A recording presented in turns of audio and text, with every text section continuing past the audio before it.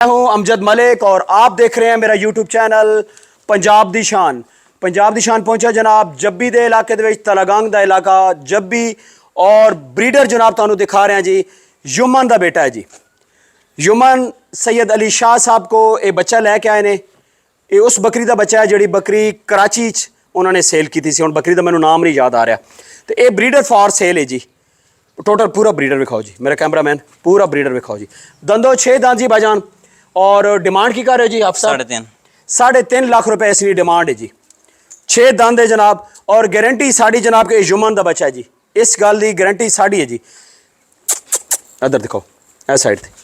Contact number दो जी आप साहब, छोड़ दो। 0301 0301 47 47 88 88 547 547 इन्हें कॉन्टैक्ट नंबर है जी। रब्ता करो। 3.5 लाख रुपए जी इस बकरी की डिमांड कर रहे हैं। थोड़ा बहुत प्यार मुहब्बत हो जासी जी, तुसीं इन्हां नाल रब्ता करो जी। जब्बी तलागंग के इलाके दे विच युमन का बच्चा जी, युमन का बेटा, दंदो 6 दांत जी। वीडियो का इख्तिताम जी खूबसूरत वीडियो दे नाल। अल्लाह हाफिज़ जी।